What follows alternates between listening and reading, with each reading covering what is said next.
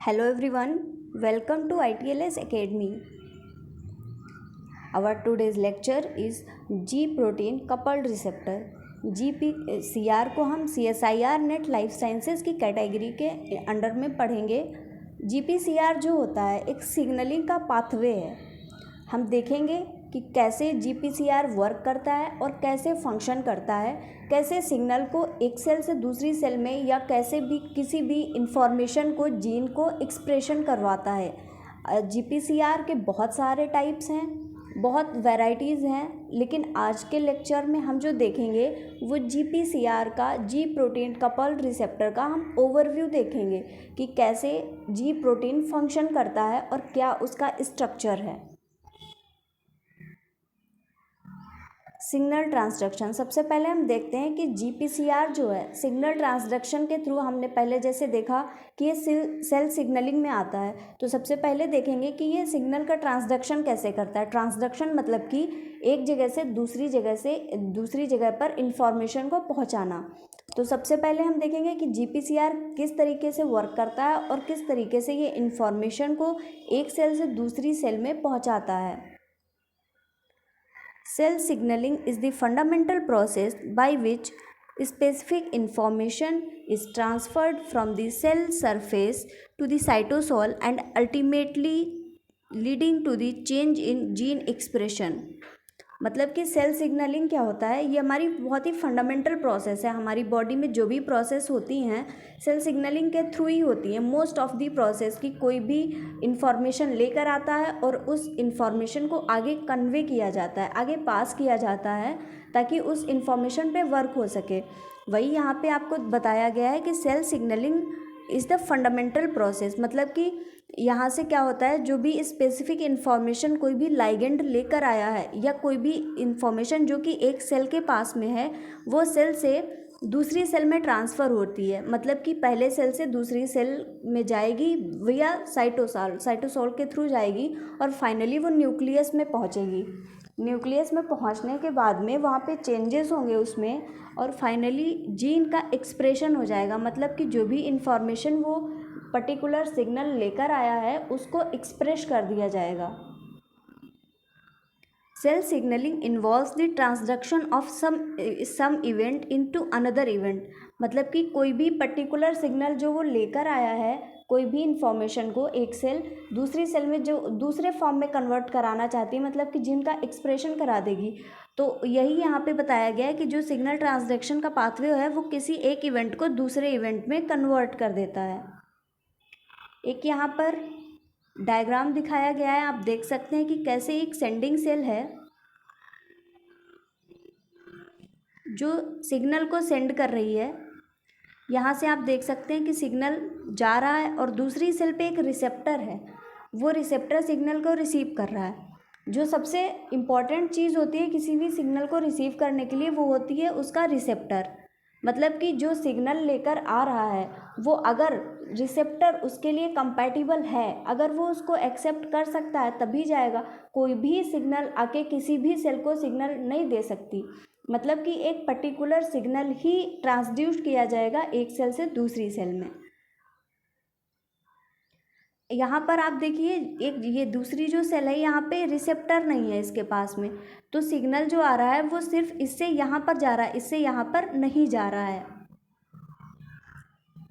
Next, communication between cells in multicellular organism is essential because this makes it possible for individual cells to coordinate their activities.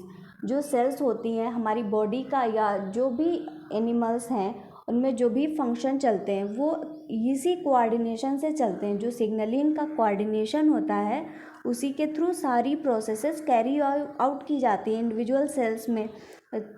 तो जो main cell signalling का communication का process है वो ये है कि सेल्स की जो एक्टिविटी है उनके बीच में कोऑर्डिनेशन बना के रखना, मतलब कि इंफॉर्मेशन को एक जगह से दूसरी जगह पे कैरी करना। This communication is typically carried out by extra cellular messenger molecules including hormones, growth and differentiation factors including interleukins and neurotransmitters. ये बहुत सारे जो सिग्नल का ट्रांसड्यूस करने का एक जो मीडियम होता है वो होते हैं हार्मोन्स, हो सकते हैं इंटरल्यूकिन्स, हो सकते हैं न्यूरोट्रांसमीटर्स, हो सकते हैं, कोई भी चीज़ हो सकती है, वो कम्युनिकेशन को कैरी आउट करती है। These extracellular messengers are most often detected by receptors that are present on the surface of the responding cell.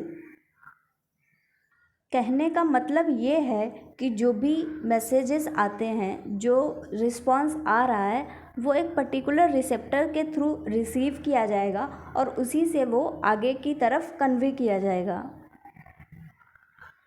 Many aspects of multicellular life are regulated by or involve extracellular messenger molecules, including cell growth, cell division, cell death, differentiation, cell migration, metabolism, the immune response and neural communication। ये बहुत सारी process हैं जो various process ये signalling के through carry out की जाती हैं। इसमें बहुत सारी प्रोसेस जैसे कि सेल का ग्रोथ है, डिवीज़न है, सेल डेथ है, डिफरेंशिएशन है।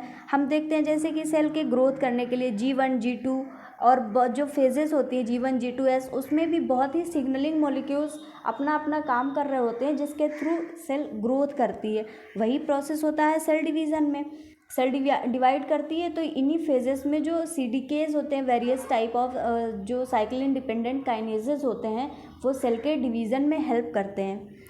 जो सेल डेथ है, सेल डेथ में भी हम देखते हैं जो एपोप्टोसिस होती है हमारी, वो तो पूरी ही सिग्नलिंग पे बेस्ड होती है। मतलब कि एक इन्फॉर्मेशन आती है, एक आया, अगले को एक्टिवेट किया या इनहिबिट किया और उसके बाद में वो पूरी प्रोसेस को कैरी करते हैं। डिफरेंशिएशन है, सेल माइग्रेशन है, मेटाबॉलिज्म है, इम्यून रिस्पॉन्स है। इम्यून रिस्पॉन्स में इसका बहुत ही ज़्यादा रोल होता है। जैसे कि हम देखते हैं इंटरल्यूकिन्स हैं जो हमारी वेरियस काइंड ऑफ जो सेल्स होती हैं, इम्यून सेल्स, जैसे कि TH सेल्स हैं, TC सेल्स हैं, ये सब सेल सिग्नलिंग पे ही वर्क करती हैं। बहुत सारी सिग्नलिंग होती हैं, कभी ऑटोक्राइन सिग्नलिंग के थ्रू, कभी पैराक्राइन या जक्स्ट्राक्राइन सिग्नलिंग, बहुत सारी सिग्नलिंग के थ्रू ये अपना वर्क करती हैं immune cells. Neural communication, neural communication में भी बहुत ही ज़्यादा रोल होता है सिग्नलिंग का। जैसे कि हम एक्सॉन के बारे में हम लोगों ने पढ़ा है। एक्सॉन में क्या होता है कि कोई भी न्यूरोट्रांसमीटर आता है, बाइंड करता है पर्टिकुलर रिसेप्टर से और उसके बाद में वो हमारी जो प्रोसेस है या जो भी इंफॉर्मेशन है उसको कन्वे करता है हमारे माइंड तक। जैसे एक एग्जांपल देखते हैं हम कि कभी भी हम अगर किसी गर्म चीज़ को छू लेते हैं, टच कर लेते हैं, तो तुरंत ही हमको ये नहीं पता होता है कि हमें अपना हाथ हटाना है, वहाँ से गर्म को छू लिया, टच कर लिया है।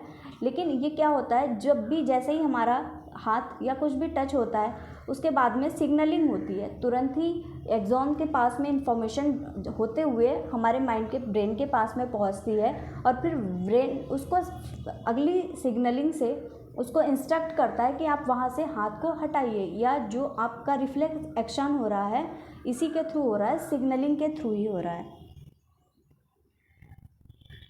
नेक्स्ट देखते हैं कि क्या होता है GPCR। GPCR that is ji protein coupled receptor, जिसके बारे में हमारा आज का मेन फोकस है। G protein coupled receptors are the largest and most diverse group of membrane receptors in eukaryotes। जो सबसे ज़्यादा largest and most diverse group, जैसे कि हमने स्टार्टिंग में ही डिस्कस किया कि इसकी बहुत सारी वेराइटीज़ हैं, बहुत सारे टाइप्स होते हैं GPCR के। These cell surface receptors act like an inbox for messages in the form of light energy, peptides, lipids, sugars and proteins.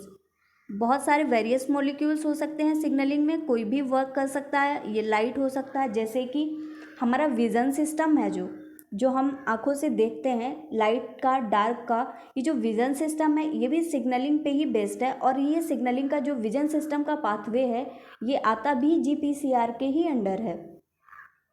कोई भी पेप्टाइड मॉलिक्यूल हो सकता है, वो भी लाइगेंड की तरफ वर्क कर सकता है, मतलब कि आके बाइंड कर सकता है कोई भी पेप्टाइड और वो सिग्नलिंग को फॉरवर्ड कर सकता है। कोई भी लिपिड, शुगर और प्रोटीन, कुछ भी ये हो सकता है जो कि सिग्नलिंग को कैरी कर सकता है। GPCRs are a large family of cell surface receptors। सबसे जो ध्यान रखने वाली बात ये है कि ये सेल सरफेस रिसेप्टर्स हैं, मतलब कि कोई भी सेल है, ये सेल का इनर ये जो साइटोसॉल वाला पार्ट है और ये बाहरी जो उनका एरिया है, ये जो है यहाँ पे प्रेजेंट होंगे, मतलब कि सेल का जो सरफेस है, जो प्लाज्मा मेम्ब्रेन है, ये वहाँ पर प्रेजेंट होंगे GPCR और वहीं पे वर्क कर रहे होंगे। Cell surface receptors that respond to a variety of external signals, जो भी बाहर से आते हैं एक्सटर्नल सिग्नल्स, उनको ये रिसेप्टर से अपने लेकर और उसको आगे कन्वे करते हैं इन्फॉर्मेशन को। Binding of a signalling molecule to a GPCR results in G protein activation. एक G प्रोटीन होती है जो कि हमारा GPCR सिग्नलिंग है, मेन G प्रोटीन पर ही बेस्ड है।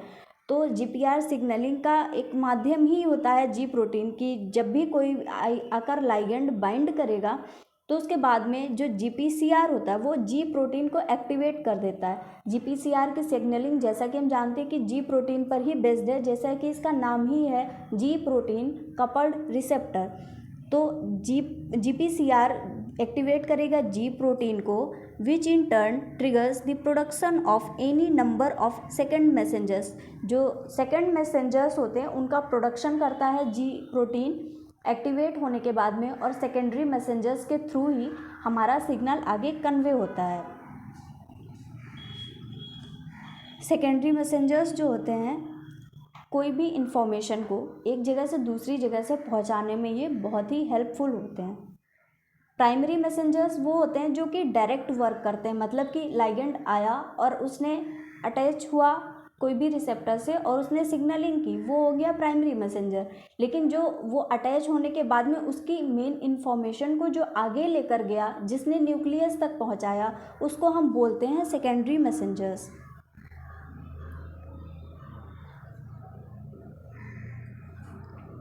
GPCR function is associated with cell sensing of external factors including odorants, test ligands, light, metals, neurotransmitters, biogenic amines, fatty acids, amino acids, peptides, proteins, steroids and other lipids। जो GPCR का function है, वो जो cell sense करती है किसी चीज़ को, जो लाइगेंड होता है वो एक टाइप से सेंसिंग ही होती है। अगर जैसे कि कोई भी लाइट अगर आ रही है, लाइट को रिसीव कर रहा है, लाइट अगर वर्क कर रही है लाइगेंड की तरह, तो लाइट को जो रिसेप्टर है वो सेंस करेगा और उसके बाद में एक्टिवेट होकर अपना वर्क करेगा। और ये कुछ भी हो सकते हैं, फैटी एसिड है, अमीनो एसिड है, पेप्टाइड, प्रोटीन, स्टेरॉइड एंड कोई भी लिपिड मॉलिक्यूल, ये फंक्शन कर सकते हैं लाइगेंड की तरह। यहाँ पर एक आप इमेज देख सकते हैं, ये जो इमेज है ये आपको G प्रोटीन कपल रिसेप्टर की इमेज दिखाई गई है। All have 7 transmembrane segments. जो सबसे ज़्यादा इम्पॉर्टेंट बात है GPCR के बारे में कि ये 7 ट्रांसमेम्ब्रेन डोमेन्स होते हैं। 7 ट्रांसमेम्ब्रेन, सबसे पहले हम देखेंगे क्या होते हैं ट्रांसमेम्ब्रेन। ट्रांसमेम्ब्रेन जो डोमेन्स होते हैं, जैसे कि ये अगर हमारी प्लाज्मा मेम्ब्रेन है तो एक जो होगा हमारा सिग्नलिंग रिसेप्टर जो होगा वो कैसे होगा कि इसका एक जो सेगमेंट होगा वो यहाँ पर होगा, जो प्लाज्मा मेम्ब्रेन का हाइड्रोफोबिक सेगमेंट होता है वहाँ पे होगा। एक यहाँ पर जो उसको रिसीव करेगा, ये रिसेप्टर के लिए यहाँ पर होगा, और नेक्स्ट जो होगा उसका सेगमेंट वो साइटोसोल में होगा। मतलब कि ये वाला जो पोर्शन है वो सिग्नल को रिसीव करेगा। ये जो पोर्शन है अगला हमारा, ये आपका प्लाज्मा मेम्ब्रेन से पास कराने में हेल्प करेगा, जो कि हाइड्रोफोबिक होता है रीजन। हाइड्रोफोबिक जो हमारा प्लाज्मा मेम्ब्रेन है, जैसा कि हम जानते हैं कि प्लाज्मा मेम्ब्रेन का जो इनर रीजन होता है वो हाइड्रोफोबिक नेचर का होता है। मतलब कि उसमें जो एमिनो एसिड्स होते हैं हमारे, वो ऐसे होते हैं कि वो वाटर हीटिंग मॉलिक्यूल्स होते हैं। जब ये मॉलिक्यूल्स इस तरीके से अरेंज होते हैं कि इनके थ्रू कोई भी हाइड्रोफिलिक मॉलिक्यूल क्रॉस नहीं कर सकता, इसके लिए हमें ज़रूरत होती है कोई भी सिग्नलिंग के लिए या कोई भी सेकेंडरी मैसेंजर्स की, या एक ऐसा हमको मीडियम चाहिए होता है जिसके थ्रू हमारा सिग्नल पास हो।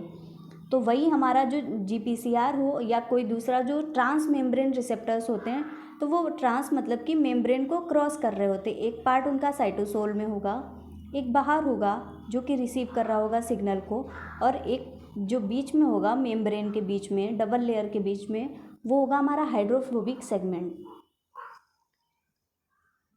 यहाँ पर आप देख रहे हैं एक GPCR का दिखाया गया है आपको पिक्चर। ये जो रीजन है वो आप देख सकते हैं, वो रिसेप्टर को रिसीव करने के लिए है, मतलब कि ये रिसेप्टर है और किसी भी लाइगेंड को रिसीव करेगा। जो नेक्स्ट रीजन है हमारा, ये साइटोसोल में दिखाया गया है। ये रीजन क्या है, जो हमारा सिग्नल लेकर आया है ये उसको आगे कन्वे करेगा।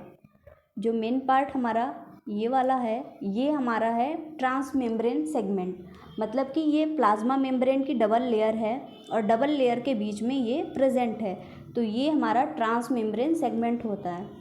यहाँ पर है कि ये 7 ट्रांस मेम्ब्रेन सेगमेंट्स होता है, मतलब कि GPCR जो है, GPCR में 7 ट्रांस मेम्ब्रेन सेगमेंट्स होते हैं। 7 ट्रांस मेम्ब्रेन का मतलब ये है कि जो GPCR है ये 7 टाइम्स प्लाज्मा मेम्ब्रेन को क्रॉस करता है। 7 टाइम्स मतलब कि जो 1 2 3 4 5 6 और ये 7, मतलब कि इसने 7 बार प्लाज्मा मेम्ब्रेन को क्रॉस किया है, इसीलिए हम इसको बोलते हैं कि ये 7 ट्रांस मेम्ब्रेन सेगमेंट्स होते हैं। नेक्स्ट, अभी तक हम डिस्कस कर रहे हैं कि GPCR, लेकिन अभी हम इसको देखते हैं कि ये GPCR होता है, जो मेन G प्रोटीन वो होता क्या है, जिसका हम अभी तक G प्रोटीन कपल रिसेप्टर के बारे में बात कर रहे हैं। वो G प्रोटीन क्या होता है जो कि पूरे प्रोसेस को कैरी आउट करता है। G protein are specialized protein with the ability to bind the nucleotide guanosine triphosphate that is GTP and guanosine diphosphate that is GTP। जो G प्रोटीन है हमारा, उसके पास में एबिलिटी होती है कि वो GTP से और GDP से बाइंड करके एक्टिव या इनएक्टिव हो सकता है। G प्रोटीन जो है हमारा वो GTPase प्रोटीन है। GTPase मतलब कि जो वर्क करेगा GTP की हाइड्रोलिसिस से। GTP जैसा हम जानते हैं कि ये एनर्जी मॉलिक्यूल्स हैं और इसको सिग्नलिंग को वर्क करने के लिए एनर्जी की रिक्वायरमेंट होती है। जो एनर्जी ये कहाँ से लेगा, GTP से बाइंड करेगा और GTP से बाइंड करने के बाद में GTP से बाइंड करने पर G प्रोटीन एक्टिव होता है और ये एक्टिव स्टेट में अपना फंक्शन परफॉर्म करता है। जब भी ये GDP से बाउंड होगा ये इनएक्टिव स्टेट में आ जाएगा और फिर ये अपना फंक्शन स्टॉप कर देगा। The G proteins that associate with GPCRs are heterotrimeric। heterotrimeric मतलब कि ये 3 यूनिट से मिलके बना हुआ होता है। जो 3 यूनिट होंगी, अलग अलग यूनिट्स होती हैं, एक होती है अल्फ़ा, बीटा और गामा। ये 3 यूनिट्स मिलके बनाती हैं GPCR, G प्रोटीन जो हमारी है उसको। तो ये हेट्रोट्राइमेरिक होता है। यहाँ का जो मेन आपको ध्यान रखने वाला पॉइंट है, meaning they have 3 different subunits and alpha, beta and gamma। यहाँ पर डायग्राम दिखाया गया है, आप देख सकते हैं। जो G प्रोटीन है हमारा, इसमें 3 सब यूनिट्स हैं, अल्फ़ा, बीटा एंड गामा। ये तीनों सब यूनिट्स मिलके G प्रोटीन को बनाती हैं। और G प्रोटीन जो है वो हेट्रोट्राइमेरिक मतलब कि से अगर हेट्रो का फ़र्क होता है कि जो होमो होता है मतलब कि सेम सब यूनिट्स। अगर अल्फ़ा अल्फ़ा अल्फ़ा मिले होते तो वो होमो ट्राइमेरिक, ट्राइमेरिक मतलब 3 यूनिट्स, और हेट्रो मतलब कि 3 वो भी अलग अलग, that is alpha, beta and gamma सब यूनिट्स। आप यहाँ पर जो मेन फिनोमिना है वो देख सकते हैं कि कैसे जब GTP आकर बाइंड किया, ये जो हमारा G प्रोटीन है वो एक्टिव फॉर्म में आ जाता है। जब GTP बाइंड करता है तो एक इसमें जो सबसे जो क्रूशियल स्टेप होता है वो ये होता है कि जैसे ही GTP बाइंड करता है, GTP की बाइंडिंग होते ही ये अल्फ़ा सब यूनिट अपने पूरी प्रोटीन से अलग हो जाती है। अल्फ़ा सब यूनिट अलग होके जाके बाइंड करती है GPCR रिसेप्टर से। यहाँ पे आके ये बाइंड कर जाएगी, यहाँ पे वर्क करेगी, अपना एक्टिव फॉर्म में आ जाएगी GTP से। एक और इम्पॉर्टेंट बात यहाँ पर कि जो अल्फ़ा, बीटा एंड गामा सब यूनिट्स होती हैं, इसमें प्लाज्मा मेम्ब्रेन से गामा और अल्फ़ा डायरेक्टली अटैच्ड होती हैं। आप देख सकते हैं अल्फ़ा और गामा जो है वो डायरेक्टली प्लाज्मा मेम्ब्रेन से अटैच्ड है, लेकिन जो बीटा सब यूनिट है ये डायरेक्टली कांटेक्ट में नहीं है प्लाज्मा मेम्ब्रेन के, ये अल्फ़ा और बीटा के थ्रू जुड़ी हुई है, लेकिन प्लाज्मा मेम्ब्रेन से ये डायरेक्ट इंट्रैक्शन नहीं करती है। Two of these subunits, alpha and gamma, are attached to the plasma membrane by lipid anchors, और जो जिनके थ्रू ये अटैच्ड होती है इनको हम बोलते हैं lipid anchors.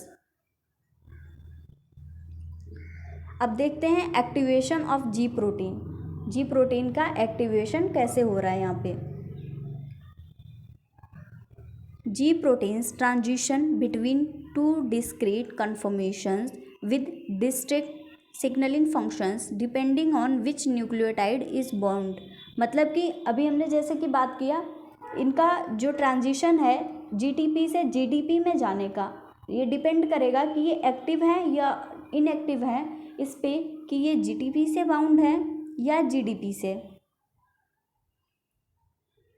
Activation of G proteins is enabled by accessory proteins which catalyze guanine nucleotide exchange, the sequential release of GDP and binding of GDP by guanine nucleotide exchange factor।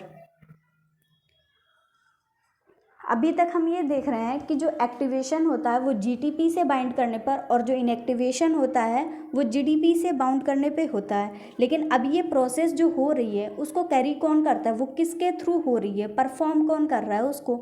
तो अभी हम यहाँ पर देखते हैं, एक होता है guanine nucleotide exchange factor.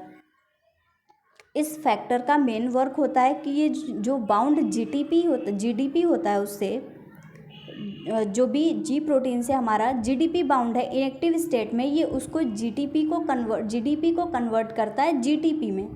GTP finally जब बाउंड हो जाता है उससे, तब वो प्रोटीन एक्टिव हो जाती है। तो जो हमारा guanine nucleotide exchange factor that is GEF ये है, ये जी प्रोटीन को एक्टिव करवाने में फंक्शन करता है। Inactivation of G protein is controlled by GTPase activity via GTPase activating protein। जो इनएक्टिवेशन है जी प्रोटीन का वो जीटीपीएज एक्टिविटी के थ्रू होता है। जीटीपीएज एक्टिविटी मतलब कि जो जीटीपी है उसका हाइड्रोलिसिस होगा, जीटीपी का ब्रेकडाउन होगा और उसके बाद में प्रोटीन जो हमारा है वो इनएक्टिव हो जाएगा। ये एक्टिविटी को परफॉर्म करता है जीटीपीएज एक्टिवेटिंग प्रोटीन दैट इज जीएपीज। यहाँ पर देख सकते हैं, आपको डायग्राम दिखाया गया है कि कैसे इनएक्टिव और एक्टिव स्टेट में आती है जो हमारी जी प्रोटीन है। यहाँ पर आप देख सकते हैं जब ये बाउंड है जीडीपी से, यहाँ पे जीडीपी बाउंड है तो ये इनएक्टिव स्टेट में है। जब प्रोटीन हमारी बाउंड हो जाती है जीटीपी से तब ये एक्टिव फॉर्म में आ जाती है और इसकी अल्फ़ा सब यूनिट अलग हो जाती है, बीटा और गामा, और वो अलग हो जाती है, वो दूसरी प्रोसेस में इन्वॉल्व हो जाती हैं। और जो अल्फ़ा सब यूनिट है ये जीपीसीआर के फंक्शन को कैरी करती है। नेक्स्ट डायग्राम में भी आप देख सकते हैं कि दिखाया गया है, यहाँ पर जो जीटीपीएज है हमारा एक्टिव हुआ है guanine nucleotide exchange factor that is GEF के थ्रू। जीईएफ ने इसको एक्टिवेट किया, यहाँ पर आया जीएपी दैट इज़ जो ये वाला हमारा इनएक्टिव है, इसने जीटीपी का हाइड्रोलिसिस करवाया, जीएपी ने जीटीपी का हाइड्रोलिसिस करवाया और जो हमारा जी प्रोटीन है वो इनएक्टिव स्टेट में आ गया। यहाँ पर एक फॉस्फेट का रिलीज़ हो जाता है और हमारा जी प्रोटीन जो होता है वो एक्टिव से इनएक्टिव फॉर्म में आ जाता है। ये साइकिल कंटिन्यू रहती है जब तक कि सिग्नलिंग चलती रहती है, तब तक ये पाथवे ऐसे ही कंटिन्यू रहता है। जीईएफ और जीएपी के थ्रू ये एक्टिव और इनएक्टिव होते रहते हैं। यहाँ पर एक और डायग्राम के थ्रू दिखाने की कोशिश की गई है कि यहाँ पर सिग्नल आया, बाउंड किया, यहाँ पे जीडीपी से बाउंड हो रखी है आपके जी प्रोटीन, ये एक्टिव हुआ, जीडीपी से कन्वर्ट हुआ जीटीपी में। जी प्रोटीन एक्टिव होने के बाद में अल्फ़ा सब यूनिट अलग हो गई और बीटा गामा सब यूनिट अलग हो गए। अब हमारा आता है कि ये जो हम जीपीसीआर पढ़ रहे हैं इसका वर्क कैसे होता है, जीपीसीआर फंक्शन कैसे करता है। The first step in signal transduction is ligand binding. सबसे पहला स्टेप क्या होता है कि जो लाइगेंड आके बाइंड करेगा, सिग्नल का ट्रांसडक्शन तो वही करेगा। तो सबसे पहला स्टेप यही होता है कि एक लाइगेंड आके बाइंड करता है। लाइगेंड की बाइंडिंग पहला स्टेप होता है। यहाँ पर आप देख रहे हैं लाइगेंड आया है और यहाँ पर बाइंडिंग के लिए लाइगेंड GPCR के पास में आ गया है। Binding is followed by a change in the conformation of the receptor that may involve disruption of a strong ionic interaction between the third and sixth transmembrane helices। मतलब कि जैसे ही यहाँ पर आके हमारा लाइगेंड बाइंड किया, लाइगेंड के bind करने से एक चेंज हो गया कन्फर्मेशन में। मतलब कि जो GPCR है, लाइगेंड की बाइंडिंग से GPCR का कन्फर्मेशन चेंज करेगा। जैसे ही कन्फर्मेशन चेंज होगा, दैट में involve disruption of a strong ionic interaction between the third and sixth transmembrane helix. ऐसा देखा जाता है कि जो बाइंडिंग हो रही है लाइगेंड की, जो कन्फर्मेशनल चेंज करेगा आके वो mainly third and sixth transmembrane helix पे होगा। जैसे कि हमने देखा GPCR में 7 टाइम्स वो क्रॉस कर रहा है मेम्ब्रेन को, तो जो उसका थर्ड होगा और जो उसका सिक्स्थ ट्रांसमेम्ब्रेन जो डोमेन होगा, मेन कन्फर्मेशनल चेंज वहीं पे पाया जाएगा। देखते हैं पूरी प्रोसेस कैसे हुई है कि लाइगेंड आया, बाइंड किया और लाइगेंड की बाइंडिंग से कन्फर्मेशनल चेंज हुआ। आप देख सकते हैं यहाँ पर ये नॉर्मली अटैच्ड हैं सारे, जो भी आपको ट्रांसमेम्ब्रेन सेगमेंट्स दिख रहे हैं ये नॉर्मली अटैच्ड हैं, लेकिन यहाँ पर थोड़े आड़े तिरछे से दिख रहे हैं, मतलब कि इनमें कन्फर्मेशनल चेंज हो गया है। अब उसके बाद में क्या हुआ, यहाँ पर GTP आएगा, GTP आके बाइंड करेगा। GTP के बाइंड होते ही हमारा G प्रोटीन एक्टिव हो जाएगा और जैसे ही G प्रोटीन एक्टिव होगा, इसका अल्फ़ा सब यूनिट अलग हो जाएगा G प्रोटीन का, और बीटा और गामा ये अटैच रहेंगे मेम्ब्रेन से और अल्फ़ा सब यूनिट अलग हो जाएगा। अल्फ़ा सब यूनिट अलग होके सिग्नलिंग को कैरी करेगा। मतलब कि जो हमारी सब यूनिट है अल्फ़ा, वो पूरी जो सिग्नलिंग की प्रोसेस है उसको परफॉर्म करेगी।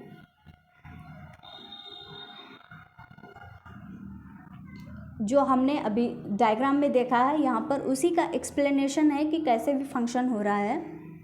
Binding facilitates activation of G protein heterotrimer. मतलब कि जो लाइगेंड आया वो बाइंड किया तो उसी से जो हमारा हेट्रोट्राइमेरिक G प्रोटीन है वो एक्टिवेट हो गया। Upon receptor activation the GEF domain in turn allosterically activates the G protein by facilitating the exchange of a molecule of GDP for GTP at the G proteins alpha subunit। मतलब कि यहाँ पे जो guanine nucleotide exchange factor है, binding के बाद में जब रिसेप्टर बाइंड हो गया है उसके बाद में ग्वानिन न्यूक्लियोटाइड एक्सचेंज फैक्टर आता है जो अल्फ़ा सब यूनिट से बाउंड GDP है, उस GDP को कन्वर्ट कर देता है GTP में। जैसे ही GDP से GTP में कन्वर्ट होता है, G प्रोटीन हमारा एक्टिव हो जाता है। एक्टिव होते ही G प्रोटीन का अल्फ़ा सब यूनिट अलग हो जाएगा। At this point, the subunit of the G protein dissociate from the receptor as well as each other। मतलब कि जो अल्फ़ा सब यूनिट है वो रिसेप्टर से अलग होगी और वो अल्फ़ा बीटा, मतलब जो अल्फ़ा बीटा गामा है उसमें से वो बीटा और गामा से अलग हो जाएगी। गामा बीटा से अलग होने के साथ साथ वो जो रिसेप्टर है वहाँ से बाउंड, वहाँ से भी वो अलग हो जाएगी। To yield a G alpha GTP monomer and tightly interacting G beta gamma dimer. मतलब कि जैसे ही अलग होगी वो G alpha subunit GTP monomer बना लेगी, G अल्फ़ा GTP मोनोमर। मतलब कि अब वो सिंगल रह गया, जब वो 3 यूनिट एक साथ में थे तो वो ट्राइमर था, अभी G अल्फ़ा सब यूनिट अलग हो गई है GTP से बाउंड होके, तो वो मोनोमर के फॉर्म में आ गई है। And a tightly interacting G beta gamma dimer, और जो बीटा और गामा का डाइमर बचा है वो इंटरेक्ट रहेगा प्लाज्मा मेम्ब्रेन से। Depending on the type of G protein to which the receptor is coupled, a variety of downstream signaling pathways can be activated। जो भी लाइगेंड आकर बाइंड किया है और उसके बाद में जो G प्रोटीन हमारा है वो जैसा लाइगेंड है उसी के अकॉर्डिंग जो हमारी सिग्नलिंग है, जो भी सिग्नलिंग जैसा भी लाइगेंड आया है, वो पेप्टाइड हार्मोन है या कोई भी न्यूरोट्रांसमीटर है उसी के अकॉर्डिंग वो सिग्नलिंग को आगे प्रोसीड करेगी। If a receptor in an active state encounters a ji protein, further signal transduction depends on the type of G protein. जो भी रिसेप्टर है एक्टिव स्टेट में जब वो जी प्रोटीन से बाइंड करता है तो जो सिग्नल ट्रांसडक्शन है वो डिपेंड करेगा कि जी प्रोटीन का कौन सा टाइप है। मतलब कि जी प्रोटीन का जो टाइप है, बहुत सारे टाइप जी प्रोटीन के होते हैं, जैसे कि स्टिमुलेटरी जी प्रोटीन, इनहिबिटरी जी प्रोटीन। अब ये डिपेंड करेगा कि कौन सा सिग्नल वो लाइगेंड लेकर आया है। जो लाइगेंड सिग्नल लेकर आया है, अगर वो स्टिमुलेटरी है सिग्नल, तो वो जी प्रोटीन, जो स्टिमुलेटरी जी प्रोटीन होगी उसके पास में सिग्नल जाएगा और वो सिग्नल को स्टिमुलेट करेगी। और अगर इनहिबिटरी जी प्रोटीन है तो वो सिग्नल को डिप्रेस कर देगी, सिग्नल को हमारे इनहिबिट करेगी। मतलब कि डिपेंड करेगा कि कैसा जी प्रोटीन है और उसी के अनुसार हमारा जो सिग्नलिंग है वो आगे प्रोसीड होगा। अब देखते हैं कि कौन कौन से रिसेप्टर्स हो सकते हैं जीपीसीआर पे।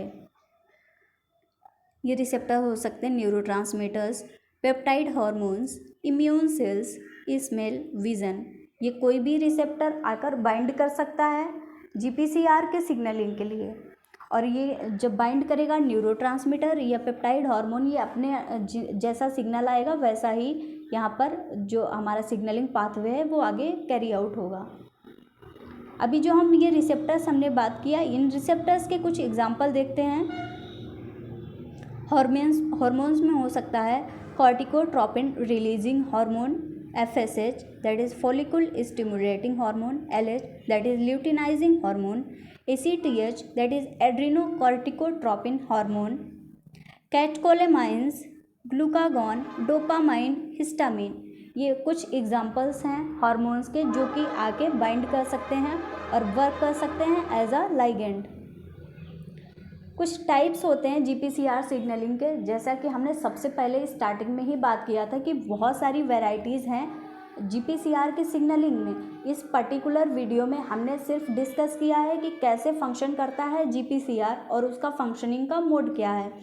अभी आगे जो उसके टाइप्स होते हैं वेरियस, वो होता है CAMP pathway, IP3 डैग pathway, cholera toxin pathway, pertussis toxin pathway, nitric oxide signalling and vision system. ये जो मेन पाथवेज होते हैं जीपीसीआर के सिग्नलिंग के, ये पाथवेज अगले हमारे अपकमिंग लेक्चर्स में हम डिस्कस करेंगे एक एक करके कि कैसे किस प्रोसेस में जीपीसीआर फंक्शन करता है। यहाँ पर आपको दिखाया गया है कि जी प्रोटीन के टाइप्स कौन कौन से हो सकते हैं, स्टिमुलेटरी और इनहिबिटरी। जैसा कि हमने अभी डिस्कस कर लिया है कि स्टिमुलेटरी प्रोटीन अगर होगा तो वो प्रोसेस को स्टिमुलेट करेगा, और अगर इनहिबिटरी प्रोसेस होगा, इनहिबिटरी कोई भी लाइगेंड आया है तो वो उस प्रोसेस को इनहिबिट कर देगा। Thank you very much guys for watching this video. हम अपने अगले अपकमिंग लेक्चर्स में CSIR net JRF life science से रिलेटेड और भी लेक्चर्स लेकर आएंगे, जिसमें कि हम डिस्कस करेंगे जीपीसीआर का पूरा सिग्नलिंग पाथवे कि कौन कौन से टाइप्स होते हैं और ये कैसे वर्क करता है। Thank you very much for watching this video.